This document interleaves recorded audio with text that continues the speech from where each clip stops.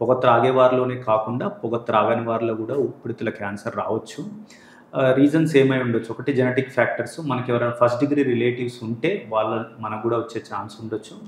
అంతేకాకుండా మనకి air pollution, air pollution ద్వారా కానీ, లేదంటే సెకండ్ హ్యాండ్ స్మోక్ అంటే మన పార్ట్నర్స్ కానీ మన ఫ్యామిలీ మెంబర్స్ ఎవరైనా స్మోక్ చేస్తే మనం ఇన్హేల్ చేసుకోవడం ద్వారా కూడా మనకి స్మోకింగ్ రావచ్చు. అంతేకాకుండా కొద్దిమందికి ఇన్ఫెక్షన్స్ వచ్చిపోతాయి, అంటే మనకి టీబీ కానీ, కొద్దిమంది సిఓపిడి, ఐఎల్డి ఉంటుంది. వాటి ద్వారా కూడా తర్వాత కొద్దిమందికి వాటి మీద కూడా క్యాన్సర్ వచ్చే ఛాన్సే ఉండొచ్చు. ఈ లాస్ట్ 1-2 మంత్స్లో నేను 3 cases young patients with non స్మోకర్స్కి మేము చూడడం జరిగింది. అంటే వాళ్ళకు కొద్దిమందికి ఫ్యాక్టరీస్లో వర్క్ చేస్తుంటారు, కొద్దిమంది కన్స్ట్రక్షన్ ఫీల్డ్లో చేస్తారు. వాళ్ళకు కూడా మనకు క్రానిక్ ఎక్స్పోజర్ ద్వారా కానీ, లేదంటే ఒకేసారి హై ఎక్స్పోజర్ ద్వారా కూడా ఈ లంగ్ క్యాన్సర్ వచ్చే ఛాన్స్ ఉండొచ్చు.